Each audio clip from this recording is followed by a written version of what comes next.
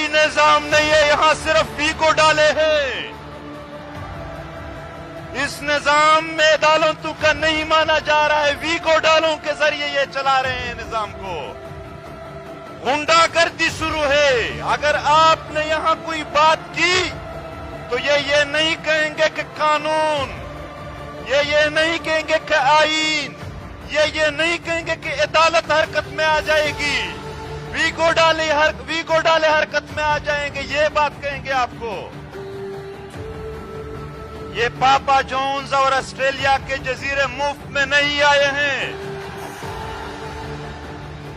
ہمارا خون بہایا گیا ہے، ہمارے ماؤں کے اتنے آنسو بہائے گئے، پورا سیلاب بنتا ہے ان سے، ان کے لیے۔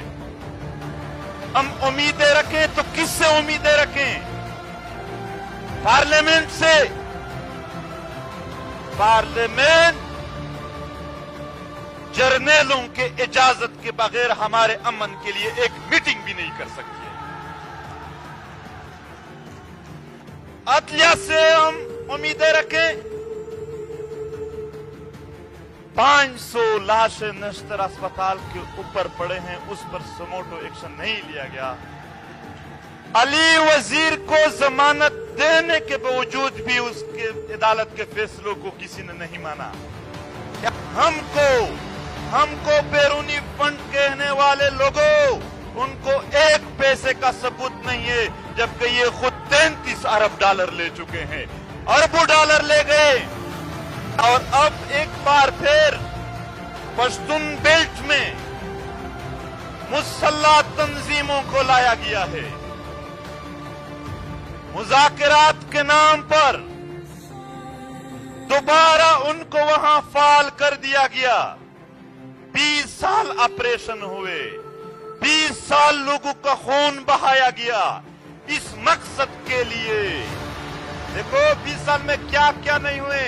اے پی ایس کے بچوں کا خون بہایا گیا، کوئٹہ کے وکلاء کا خون بہایا گیا، اور اس وطن کے ہر گھر کا اور ہر طبقہ فکر کے لوگوں کا خون بہایا گیا۔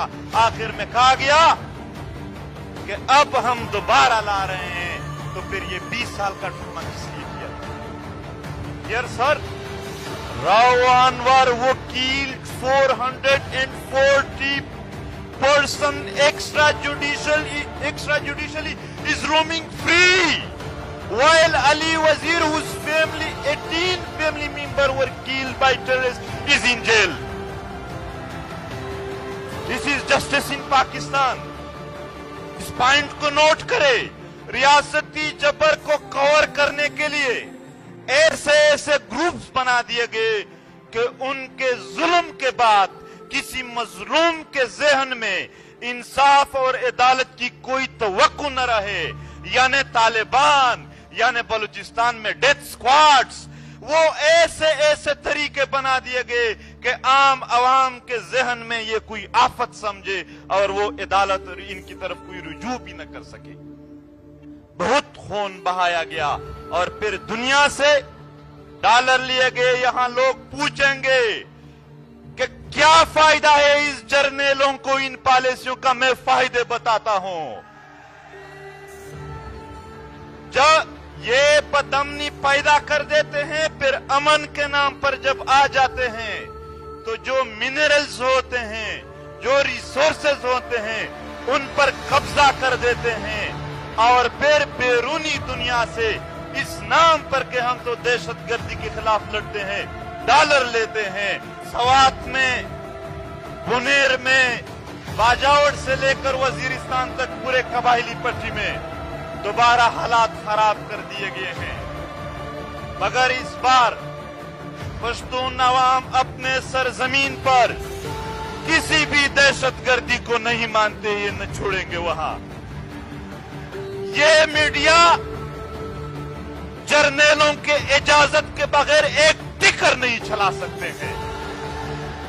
ہم ابھی یہ چند ہفتوں سے پشتون بیلٹ میں احتجاجی مظاہرے جاری ہے۔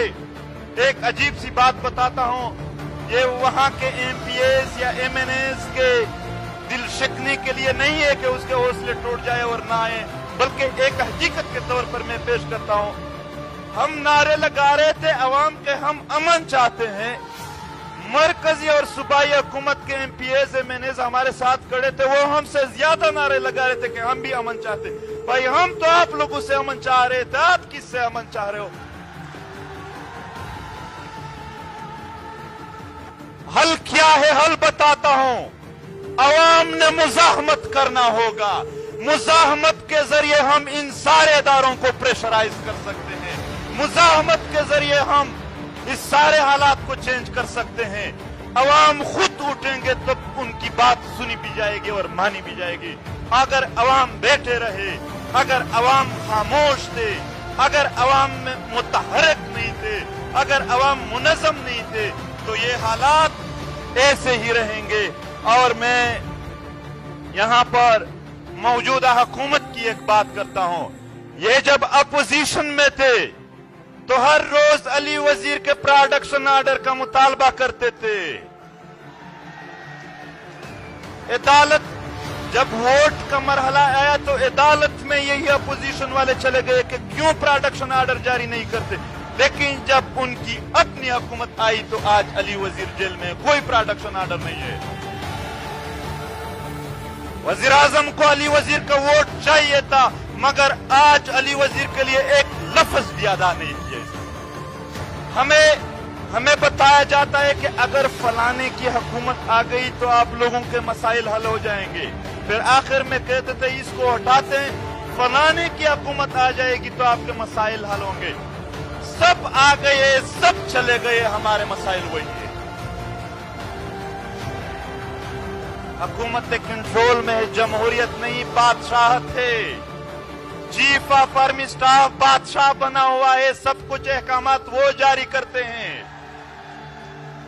अख्तर जान मिंगल बैठे हैं, ये हमारे मुअज़्ज़ज़ शुरका बैठे हैं। पाकिस्तान के आईन और अदालत हम सब मानते हैं, जर्नल नहीं मानते इस आईन और अदालत को। इसलिए वो किसी भी मिसिंग पर्सन्स को अदालत में पेश नहीं करते हैं। क्या उसका पाकिस्तान के अदालतों पर यकीन नहीं है? मगर एक कारोबार बनाया हुआ है इनसे। आज बावजूद इसके कि सारे FIRs में अली वजीर की जमानत हो चुकी है, फिर भी वो सिंध में जेल में पड़ा है और फिर भी मौजूदा हुकूमत के लोग हमें इंसानी हुकूक पर दर्स देंगे, तदरीस देंगे, लेक्चर देंगे। आए काफी सुनाया, आइंदा भी सुनेंगे, मगर उम्मीदें नहीं होंगे फिर हमारे। दोस्तों, यहां ही करीब रियाज खान यूनिवर्सिटी का एक स्टूडेंट है, वो जेल में पड़ा है और आज उसके लिए कोई बात नहीं है। हमारी बातें बाज लोगों के लिए, बल्कि मैं स्पेशल कहूंगा फौजी जर्नलों के लिए तल्ख होंगे, मगर ये एक हकीकत है और हम हकीकी जिंदगी गुजारते हैं। हम बेमकसद, बेमानी और ऐसी मुनाफिक जिंदगी नहीं गुजार सकते हैं कि जुल्म जबर के सामने हम यानी घुटने टेकते। हम खड़े रहेंगे इस काम के लिए। शुक्रिया, बहुत बहुत शुक्रिया। वक्त भी ज्यादा लिया, मगर आसमा जहांगीर फाउंडेशन जिंदाबाद।